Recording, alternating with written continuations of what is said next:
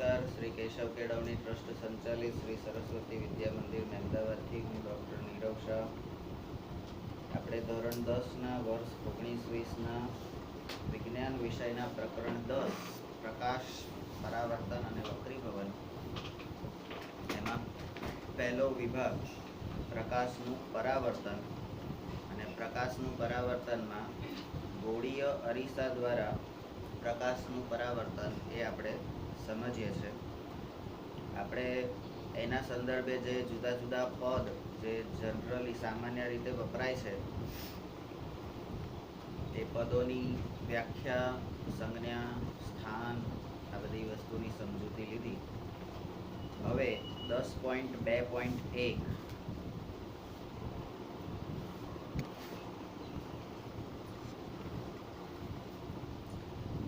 10.2.1 ગોળીય અરીસા વડે રચાતા પ્રતિબિંબ. Image formation by spherical mirrors. ગોળીય અરીસા દ્વારા રચાતા પ્રતિબિંબ.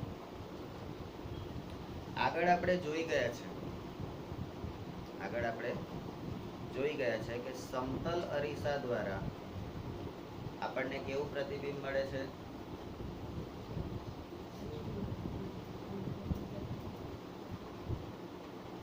વાસ્તવિક અને છતું. અંતર્ગોળ અરીસા દ્વારા આપણને કેવું પ્રતિબિંબ મળે છે?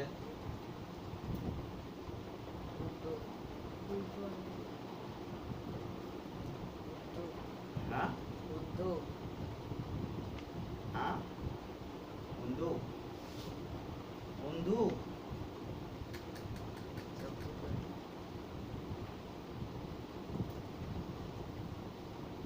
સમતલ અરીસા દ્વારા મળતા પ્રતિબિંબ હંમેશા આભાસી અને ચત્તુ. બરાબર?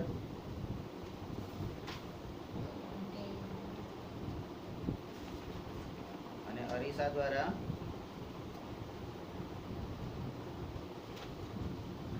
આ ચમકતી વક્ર સપાટી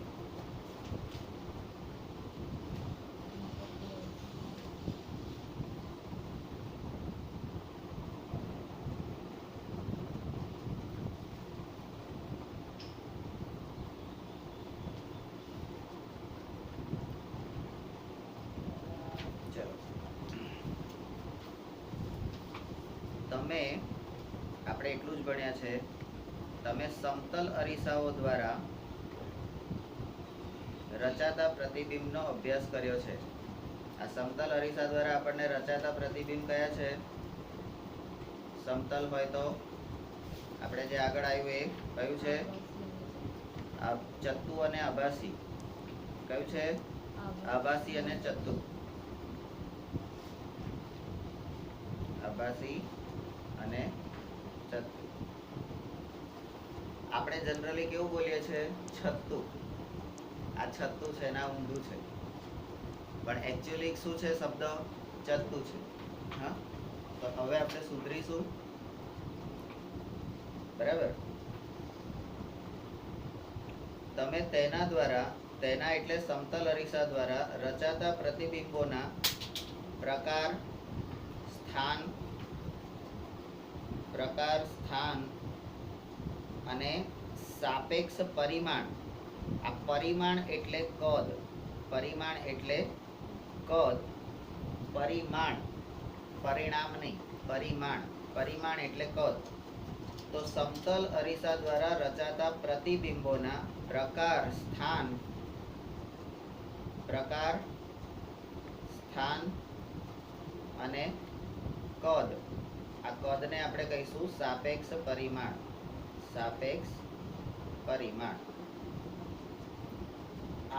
આના વિશે પણ જાણીએ છીએ આપણે. કેવું મળે છે? નાનું મળે છે, મોટું મળે છે, બિંદુવત મળે છે. બરાબર? આ બધું સમતલ અરીસા માટે આપણને ખબર છે.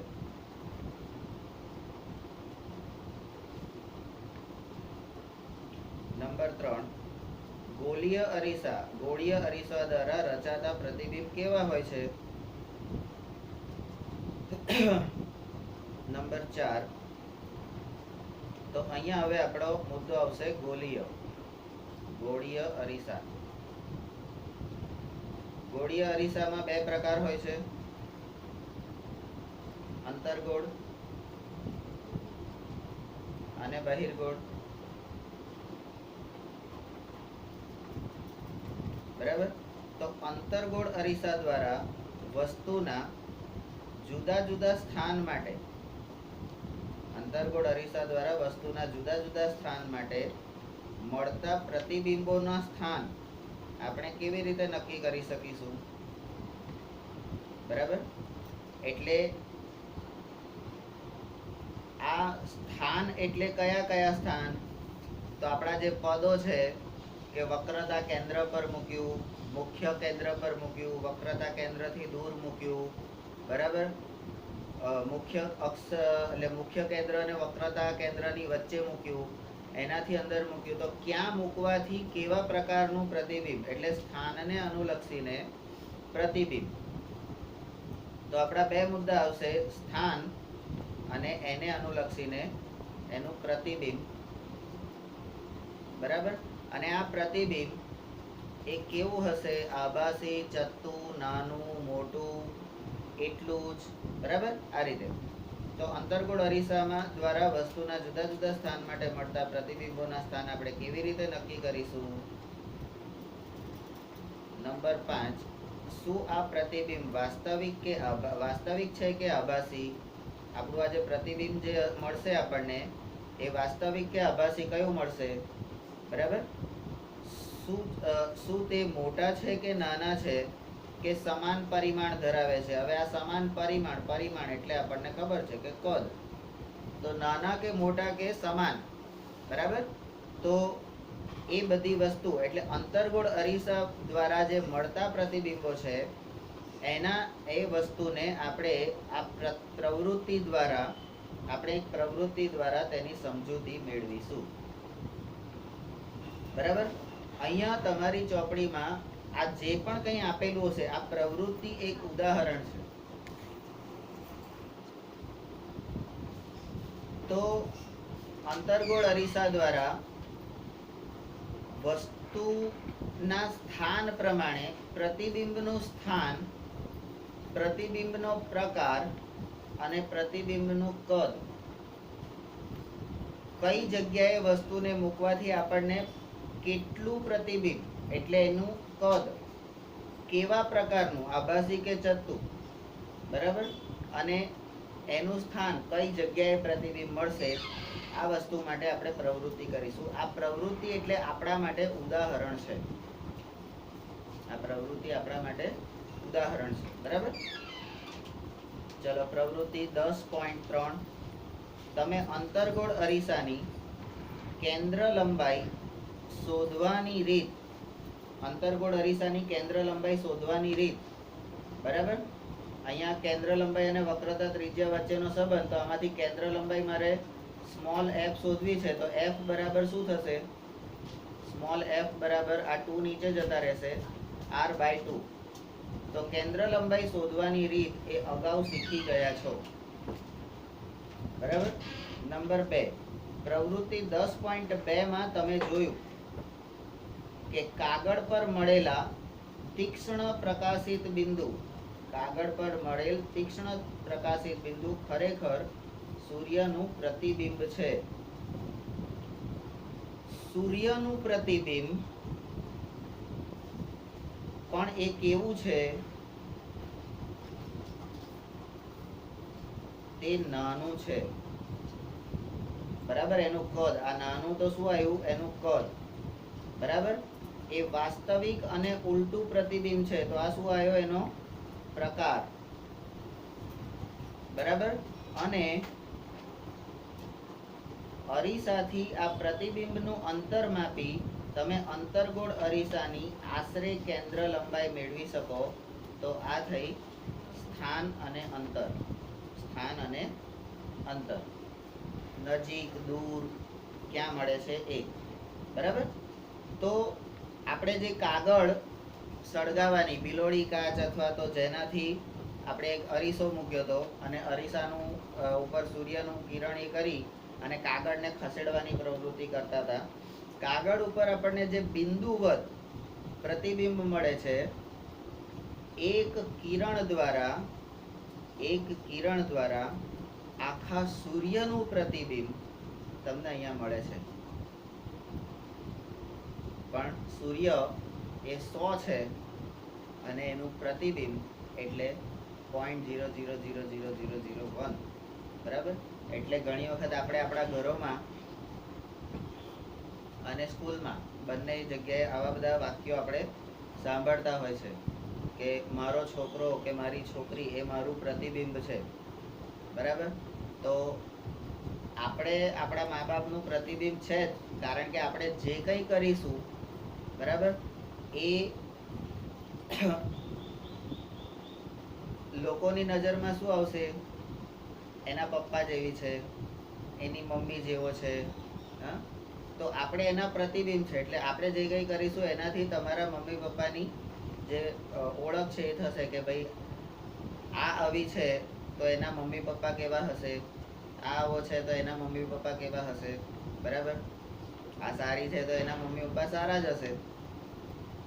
તો એના પરથી એની ઓળખ થાય. તો પ્રતિબિંબ આપણે છે. એવી જ રીતે ઘણી વખત ગુરુ શિષ્ય વચ્ચે પણ થતું હોય છે. હું તમને બધાને એક સાથે એક સરખું આપું છું, પણ એમાંથી ગ્રહણ જે વધારે કરે છે એ પ્રતિબિંબ બની શકે છે, બરાબર. અને પ્રતિબિંબ અને પડછાયો આ બેમાં પાછો ફેર છે. હા, તો અહીંયા અંતર્ગોળ અરીસાની કેન્દ્ર લંબાઈ શોધવાની રીત આપણે જોઈ ગયા. અને એ આપણે કેવી રીતે શોધ્યું હતું? તો કાગળ ઉપર તીક્ષ્ણ પ્રકાશિત બિંદુ એ સૂર્યનું પ્રતિબિંબ છે. એક નાનું બિંદુ એ સૂર્યનું પ્રતિબિંબ કેવી રીતે હોઈ શકે? સૂર્ય તો કેટલો મોટો છે, પણ એનું એક બિંદુ એટલે એના કિરણ દ્વારા મળતું એક બિંદુ એ આખા સૂર્યનું પ્રતિબિંબ છે. એટલે એ બિંદુ જો કાગળને બાળી શકતો હોય તો તમે એવું કહી શકો કે સૂર્યમાં પણ એ તાકાત છે કે ગમે તેને બાળી શકે. ગુણધર્મ પેલું કહે ને હરખા લખાણ. આપણે ઘણી વખત જમવા બેસે, અમુક લોકો જમવા બેસે ને તો એ આમ ટેકો દઈને જમવા બેસે, અથવા તો પલાઠી વાળે ને તો સીધી રીતે પલાઠી ના વાળે, એક પગ ઉપર આમ પગ ચડાવીને બેસે, બરાબર. અથવા પગ લાંબા કરીને જમવા બેસે.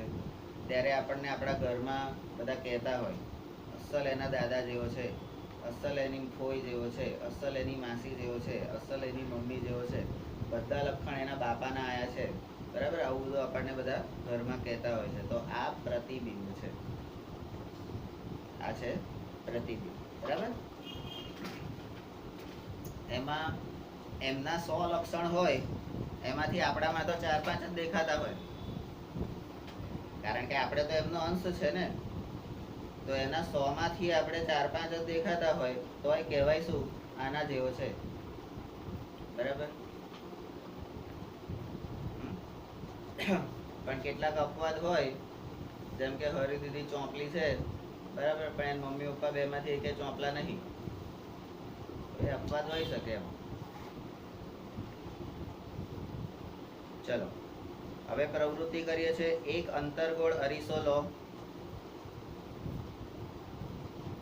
ઉપર વર્ણવ્યા પ્રમાણે તેની આશરે કેન્દ્ર લંબાઈ શોધો. અંતર્ગોળ અરીસાની કેન્દ્ર લંબાઈ કેવી રીતે શોધીશું?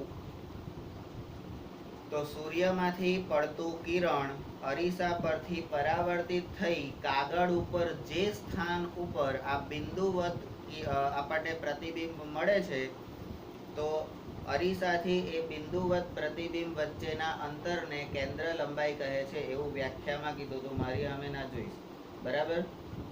વ્યાખ્યામાં એવું કીધું હતું.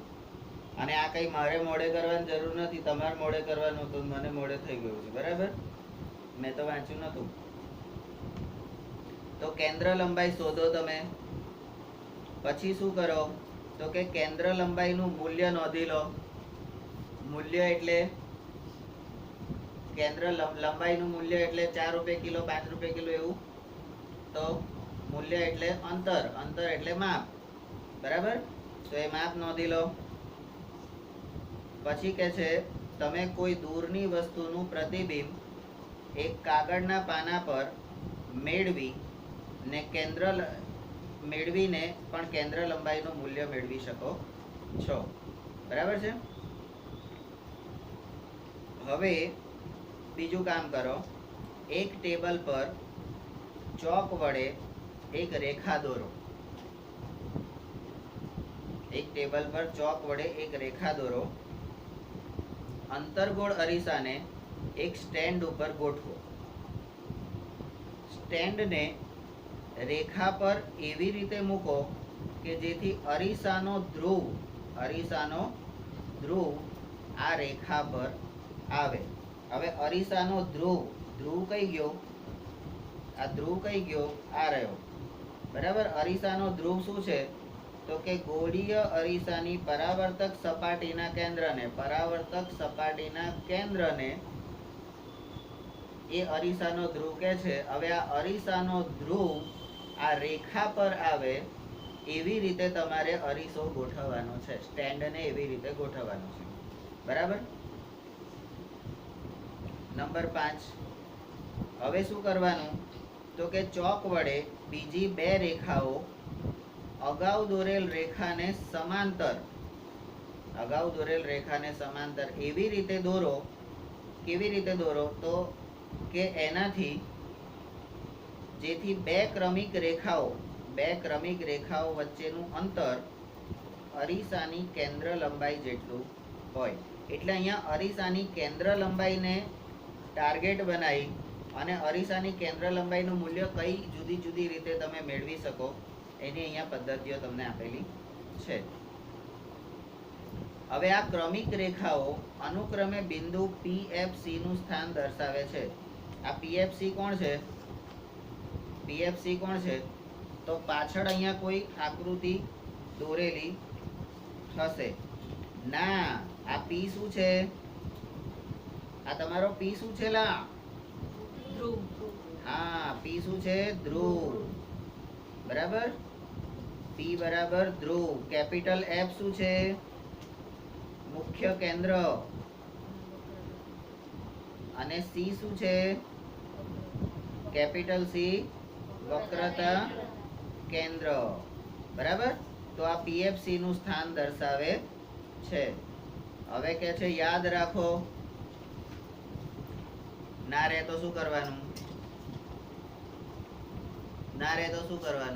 તો વારંવાર વાંચવાનું.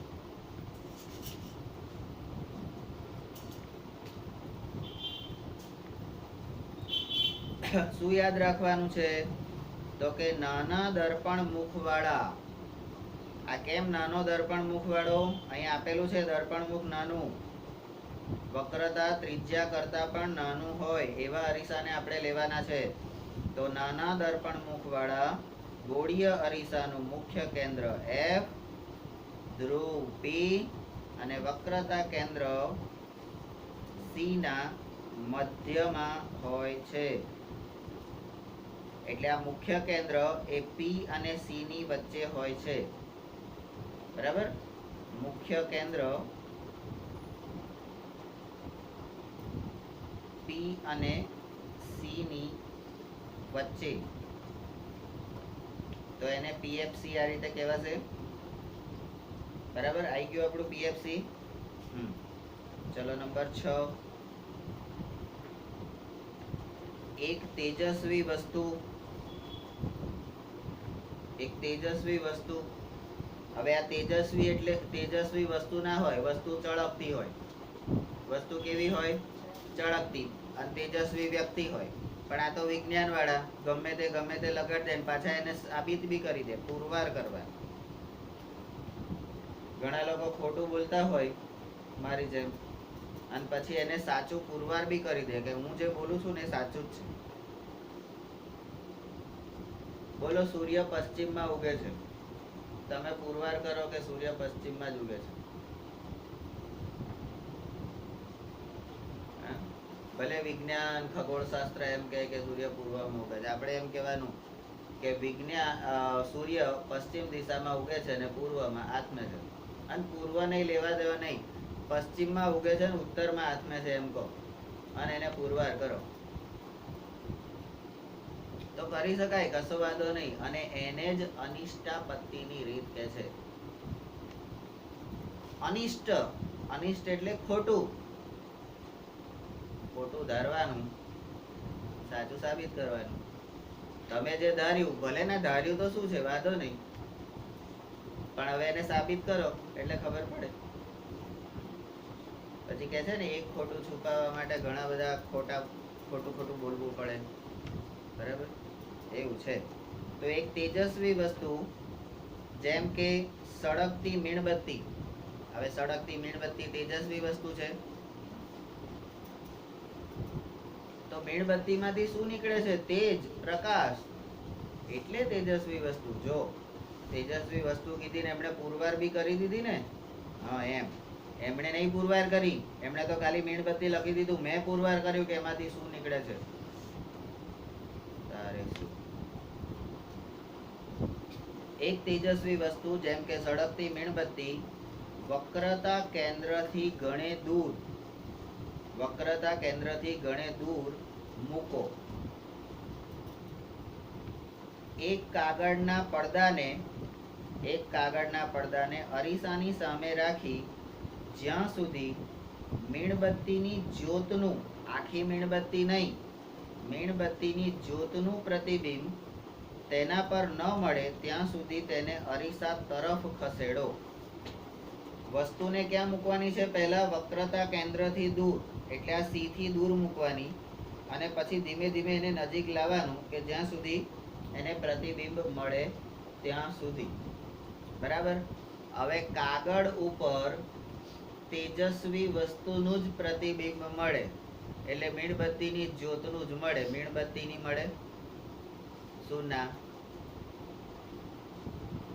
જે પ્રકાશિત વસ્તુ હોય એનું જ પ્રતિબિંબ મળે.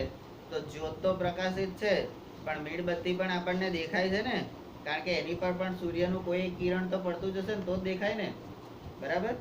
તો એનું જ્યોતનું પ્રતિબિંબ આપણે લેવાનું છે. જ્યોત ઊંધી છે, છતી છે, નાની છે, મોટી છે, જાડી છે, પાતળી છે, એ બધું, બરાબર? તો આપણને હવે સ્થાન આવ્યું મુખ્ય કેન્દ્ર પર, એક સ્થાન આવ્યું મુખ્ય કેન્દ્ર પર, બીજું સ્થાન આવ્યું વક્રતા કેન્દ્રથી દૂર, વક્રતા કેન્દ્રથી દૂર. હવે ત્રીજી વસ્તુ એટલે સાતમો આપણો મુદ્દો, પ્રતિબિંબનું કાળજીપૂર્વક અવલોકન કરો. કયા પ્રતિબિંબનું? આ મીણબત્તીની જ્યોતનું જે પ્રતિબિંબ મળ્યું એનું, બરાબર?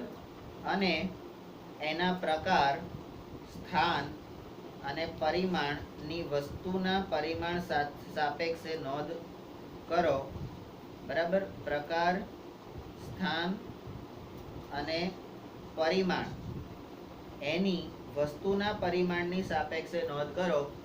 તમારી વસ્તુ એટલે કે મીણબત્તી એ 4 ઇંચની છે, મીણબત્તી 4 ઇંચની છે.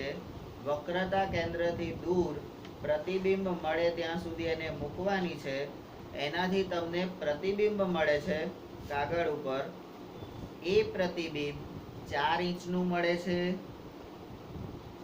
નાનું મળે છે, મોટું મળે છે, ઊંધું મળે છે, છતું મળે છે, કેવું મળે છે, આ બધું તમારે નોંધવાનું છે. અને તમારી વસ્તુ 4 ઇંચની હતી પણ પ્રતિબિંબ તમને 2 ઇંચનું મળે છે. તમારી વસ્તુ 4 ઇંચની હતી પણ પ્રતિબિંબ તમને 6 ઇંચનું મળે છે, બરાબર? તમારી વસ્તુ સીધી મૂકી છે, પ્રતિબિંબ તમને ઊંધું મળે છે. તો શું થાય છે એનું અવલોકન કરવાનું છે. એટલે આપણા સ્થાન જે છે એ સ્થાનમાં અત્યારે 2 સ્થાન આવ્યા.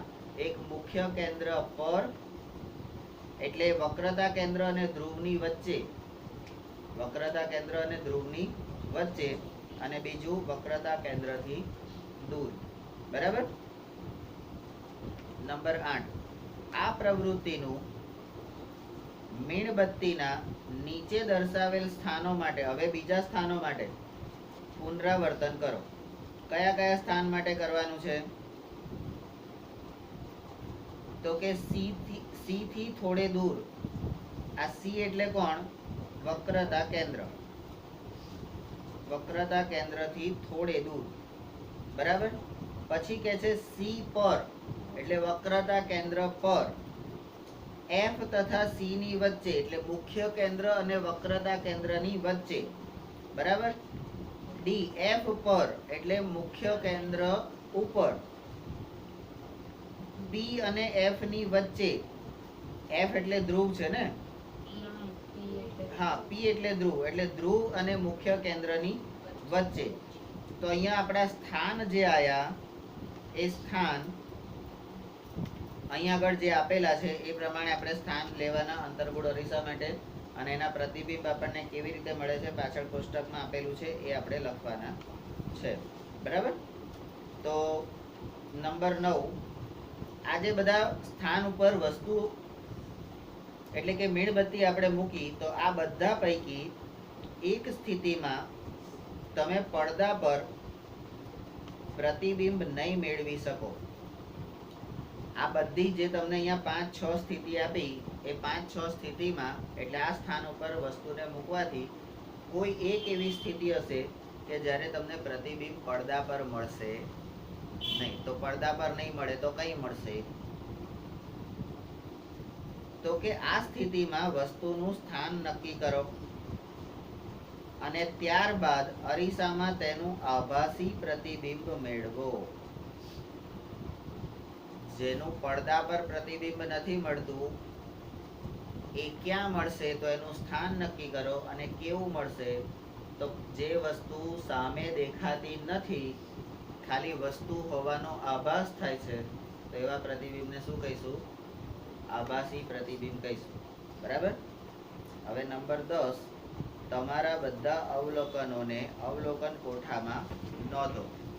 હવે આપણા અવલોકન કોઠામાં આપણે આ નોંધવાનું છે.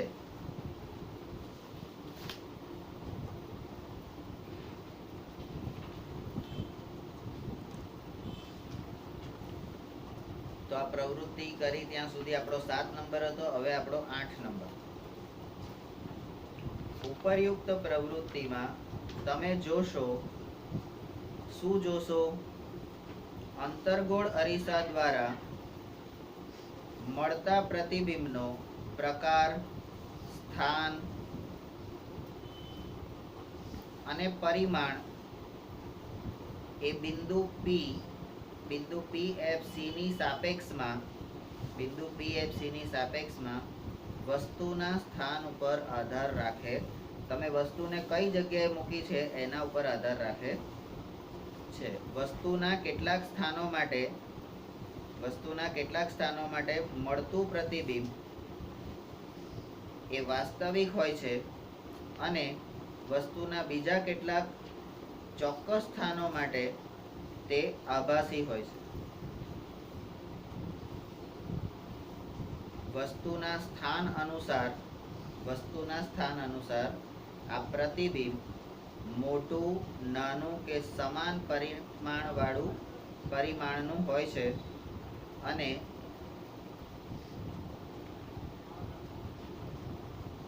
તમારા સંદર્ભ માટે આ અવલોકનોનું સંક્ષિપ્ત વર્ણન એ નીચેના કોષ્ટકમાં એટલે કે 10.1 આપેલું છે. હવે અહીંયા તમારે અત્યારે આપણે અંતર્ગોળ અરીસો ભણીએ છીએ, એટલે અંતર્ગોળ અરીસા દ્વારા વસ્તુના જુદા જુદા સ્થાનોને અનુરૂપ પ્રતિબિંબના સ્થાન, પ્રકાર અને કદ. એટલે વસ્તુના સ્થાન પ્રમાણે આપણને પ્રતિબિંબ કેવું મળે છે, આપણે જે અહીંયા આ જે ભાગ પાડ્યા એ રીતે, બરાબર. પણ પ્રતિબિંબમાં 3 વસ્તુ કરવાની: સ્થાન, પ્રકાર અને એટલે સ્થાન, માપ અને પ્રકાર, બરાબર. તો ચલો હવે અંતર્ગોળ અરીસામાં હવે આ પ્રયોગો તમારે કરવાના છે અને એકદમ ઈઝી છે, બરાબર. વસ્તુનું સ્થાન કઈ જગ્યાએ મૂકવાનું છે? તો નંબર 1, અનંત અંતરે મૂકો. એટલે તમારો અરીસો અહીંયા હોય ને, તો તો વસ્તુને બહુ દૂર મૂકો. પેલો વિશાલ બેઠો છે એટલે બરાબર. આપણા માટે અનંત અંતર એટલે કે અહીંયા આગળ અરીસો મૂકીને રેલવે સ્ટેશન નહીં મૂકવાનું. આપણા માટે અનંત અંતર એટલે આપણું જે ઓરડાનું માપ છે એના આધારે આપણે, કારણ કે આપણે તો પ્રતિબિંબ મેળવવાનું છે બરાબર. તો અનંત અંતરે મૂકો તો આપણને પ્રતિબિંબ ક્યાં મળશે? તો પ્રતિબિંબ આપણને મુખ્ય કેન્દ્ર F ઉપર મળશે. મુખ્ય કેન્દ્ર F પર મળશે. એનું માપ કેવું હશે? ખૂબ જ નાનું, એટલે કે બિંદુવત હશે બરાબર. અને પ્રતિબિંબનો પ્રકાર કેવો હશે? વાસ્તવિક અને ઉલટો. એટલે જેવું વસ્તુ હશે બરાબર એવી ને એવી દેખાશે, પણ ઊંધી દેખાશે. એટલે મીણબત્તી છતી મૂકી હોય તમે તો તમને પ્રતિબિંબ કેવું દેખાશે? ઊંધું. પણ એનું કદ એકદમ નાનું થઈ જશે. કદ કેવું થશે? નાનું થઈ જશે બરાબર. પછી C થી દૂર, 2 નંબર. C થી દૂર. C એટલે તમારું વક્રતા કેન્દ્ર. તો C થી દૂર મૂકવાનું તો પ્રતિબિંબ ક્યાં મળશે? મુખ્ય કેન્દ્ર આ F અને વક્રતા કેન્દ્ર C એની વચ્ચે મળશે. પ્રતિબિંબનું માપ કેવું હશે? નાનું હશે. પ્રતિબિંબનો પ્રકાર વાસ્તવિક અને ઉલટું. વાસ્તવિક અને ઉલટું. હવે 3 નંબર, વક્રતા કેન્દ્રની ઉપર મૂકી દો, C ઉપર. તો પ્રતિબિંબ પણ C ઉપર જ મળશે. માપ કેવું હશે? તો કે સમાન માપ, એની એ જ સાઈઝ હશે. અને પ્રકાર કયો હશે? વાસ્તવિક અને ઉલટો. ચોથું સ્થાન છે તો વક્રતા કેન્દ્ર C અને મુખ્ય કેન્દ્ર F ની વચ્ચે વસ્તુને મૂકો બરાબર. તો તમને શું મળશે? તો કે વક્રતા કેન્દ્ર C થી દૂર પ્રતિબિંબ મળશે. આ પ્રતિબિંબ કેવું હશે? તો કે વિવર્ધિત. વિવર્ધિત એટલે વધેલું, મોટું હોય એના કરતા મોટું. અને પ્રકાર કયો હશે? વાસ્તવિક અને ઉલટું. પાંચમું સ્થાન છે F પર, એટલે મુખ્ય કેન્દ્ર F ઉપર મૂકો તો ક્યાં આગળ મળશે? પ્રતિબિંબનું સ્થાન અનંત અંતરે મળશે. હવે એ પ્રતિબિંબ કેવું હશે? ખૂબ જ વિવર્ધિત એટલે બહુ જ મોટું. વસ્તુ આટલી નાની હશે એના કરતા બહુ જ મોટું દેખાશે બરાબર. અને કેવું હશે પ્રકાર? તો વાસ્તવિક અને ઉલટું. હવે છઠ્ઠું સ્થાન, P અને F ની વચ્ચે, એટલે અરીસાનો ધ્રુવ અને મુખ્ય કેન્દ્રની વચ્ચે જો તમે મૂકશો તો અરીસાની પાછળના ભાગમાં પ્રતિબિંબ મળશે. એ પણ વિવર્ધિત હશે, પણ એ આભાસી અને ચત્તુ હશે. અંતર્ગોળ અરીસા માટે આપણને અહીંયા કીધું હતું કે કોઈ એક સ્થિતિમાં વસ્તુનું તમને આભાસી પ્રતિબિંબ મળશે. તો એ સ્થિતિ છે P અને F ની વચ્ચેની સ્થિતિ. P અને F ની વચ્ચેની સ્થિતિ. હવે આ જે તમને કોષ્ટક આપેલું છે એ કોષ્ટક ઉપર ફરી એકવાર નજર કરો. તમને ઘણી બધી કોમન વસ્તુ દેખાશે. તમે જુઓ, અનંત અંતરે એક શબ્દ છે, અનંત અંતરે. અને વસ્તુનું સ્થાન અનંત અંતરે અને પ્રતિબિંબનું સ્થાન અનંત અંતરે. વસ્તુનું સ્થાન અનંત અંતરે અને પ્રતિબિંબનું સ્થાન અનંત અંતરે. તો એમાં તમે ક્રોસ મેચ કરો તો તમને ખબર પડશે કે જો વસ્તુને અનંત અંતરે મૂકીએ છે તો પ્રતિબિંબ મુખ્ય કેન્દ્ર પર મળે છે, F ઉપર. અને વસ્તુને જો F ઉપર મૂકીએ છે તો પ્રતિબિંબ અનંત અંતરે મળે છે. તો તમને આ બે તો યાદ રહી ગયા, એકબીજાના ક્રોસ છે એટલે બરાબર. હવે અનંત અંતરે જે વસ્તુને મૂકી હતી એનું પ્રતિબિંબ ખૂબ જ નાનું બરાબર. અને F ઉપર મૂકીએ છે ત્યારે ખૂબ જ મોટું બરાબર. ક્રોસ થઈ ગયું, ખૂબ જ મોટું. પણ પ્રતિબિંબ તો વાસ્તવિક અને ઉલટું જ છે, એટલે પ્રકાર બદલાતો નથી બરાબર. હવે એવી જ રીતે તમે બીજું જુઓ તો કે C થી દૂર. તો બીજો શબ્દ છે C થી દૂર. તો તમને C થી દૂર પણ છે, દેખાય છે. હવે C થી દૂર તો શું છે, F અને C ની વચ્ચે. તો F અને C ની વચ્ચે, તો C થી દૂર વસ્તુ મૂકીએ તો પ્રતિબિંબ F અને C ની વચ્ચે મળે, અને F અને C ની વચ્ચે વસ્તુ મૂકીએ તો પ્રતિબિંબ મળે C થી દૂર. બરાબર. હવે એમાં પણ કદ જુઓ તો નાનું અને મોટું. અહીંયા ખૂબ મોટું નથી, નાનું અને મોટું. બરાબર, નાનું અને મોટું. બરાબર. હવે તમે ત્રીજો મુદ્દો જુઓ, C પર. તો C પર એટલે વક્રતા કેન્દ્ર પર જ્યારે વસ્તુને મૂકે છે ત્યારે પ્રતિબિંબ પણ આપણને વક્રતા કેન્દ્ર પર જ મળે છે. અને જ્યારે એની એ જ જગ્યાએ મળે તો માપ કેવું હોય, સમાન. બરાબર.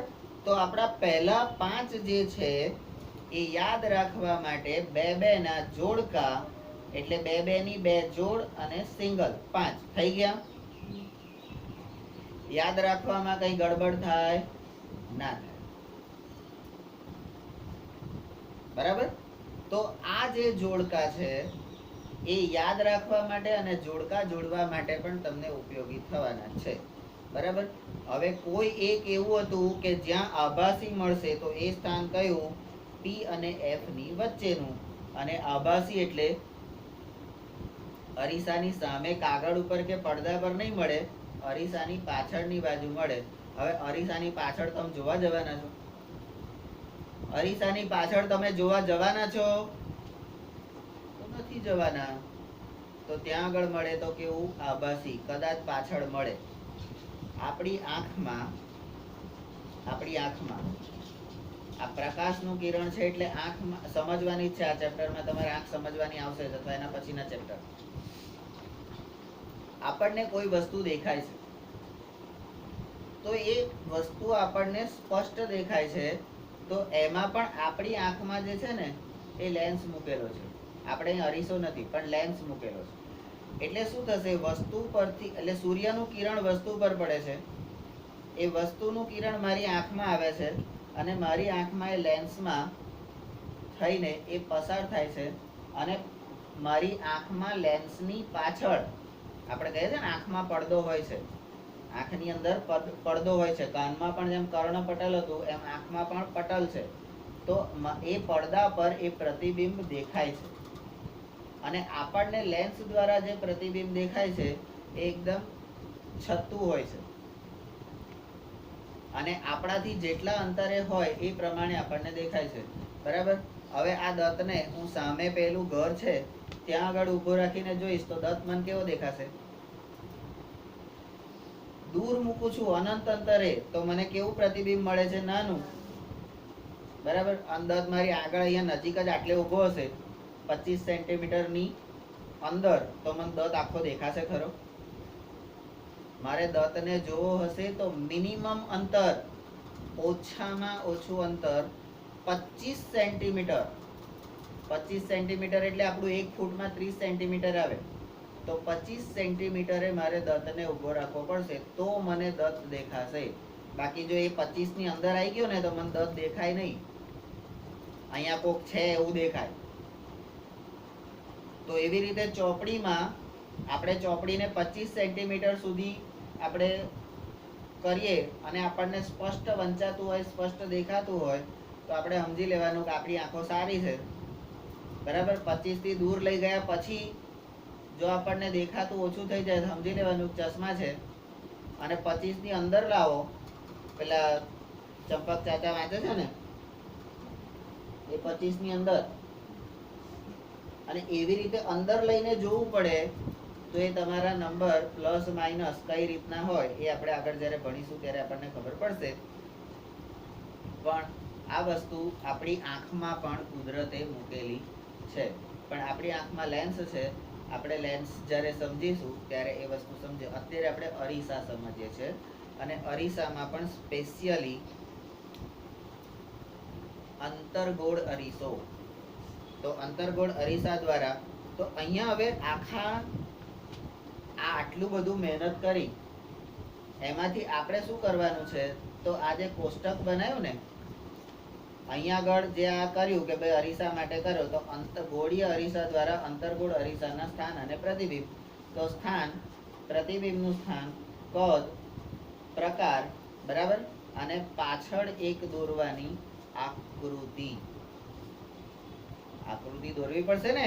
અહીંયા તમને આકૃતિઓ આપેલી છે તો કે હા આપેલી છે, બરાબર.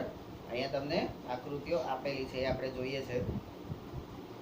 કિરણ આકૃતિ, એ આકૃતિ આની પાછળ અથવા તો આની આગળ કોઈ પણ રીતે તમારે દોરી અને કોષ્ટક તમારું એ રીતે બનાવવાનું છે. આ જ સ્થાન, આ જ અંતર એ જ્યારે આપણે બહિર્ગોળ અરીસા માટે જોઈશું ત્યારે એના સ્થાન એટલે પ્રતિબિંબના સ્થાન બદલાઈ જશે. પણ એ શું છે એ આપણે બહિર્ગોળમાં, અને અંતર્ગોળ અને બહિર્ગોળ બંને આપણે તફાવતની રીતે બંનેને એક જ પેજમાં સામ સામે અડધો પેજનો ભાગ કરીને લખવાના છે, તો જ એ બંને વચ્ચેનો ડિફરન્સ ખબર પડશે, નહીં તો પડશે નહીં. હવે જે આ કોષ્ટક બનાવ્યું અંતર્ગોળ અરીસા દ્વારા વસ્તુના જુદા જુદા સ્થાનોને અનુરૂપ રચાતા પ્રતિબિંબ. હવે એની કિરણ આકૃતિ. કિરણ આકૃતિ એટલે રે ડાયાગ્રામ. આ રે ડાયાગ્રામને આપણે આપણી ભાષામાં કહીએ તો શું કહેવાનું? આકૃતિ. શું કહેવાય? આકૃતિ. તો કિરણ આકૃતિના ઉપયોગ દ્વારા ગોળીય અરીસા વડે રચાતા પ્રતિબિંબોનું નિરૂપણ કરો. હવે આપણે આલેખનું નિરૂપણ શીખી ગયા છે. આલેખનું નિરૂપણ એટલે શું? તો આલેખ દોરવાનો. તો એવી રીતે ગોળીય અરીસાનું આવી રીતે પ્રતિબિંબનું નિરૂપણ એટલે શું? તો કે પ્રતિબિંબ દોરવાનું. શું કરવાનું? દોરવાનું, બરાબર. તો એને હવે અંગ્રેજીમાં આ લોકો શું કહે છે? એટલે અહીંયા તમને કિરણ આકૃતિ, રે ડાયાગ્રામ અથવા આકૃતિ કોઈ પણ રીતે આ પ્રશ્ન પૂછાય એ તમને આવડવો જોઈએ. અંગ્રેજીમાં શું કહે છે? representation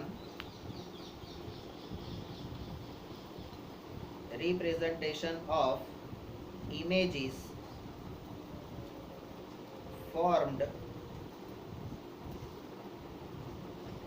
formed by spherical mirrors using ray diagram. કિરણ આકૃતિની મદદથી ગોળીય અરીસા વડે રચાતા પ્રતિબિંબોનું નિરૂપણ કરવાનું છે. હવે આ નિરૂપણ તમને આકૃતિઓમાં કરીને બતાવેલું છે. આ આકૃતિઓ તમારે ઉપર દોરવાની છે, બરાબર. ચલો નંબર 1, ગોળીય અરીસા વડે રચાતા પ્રતિબિંબોનો અભ્યાસ આપણે કિરણ આકૃતિ દ્વારા પણ કરી શકીએ છીએ. તો અત્યાર સુધી છે કેવી રીતે કર્યો? કેટલી મિનિટ થઈ? 43 થઈ. તો કટ કરો ને, આપણે એને ફરીથી એ લો.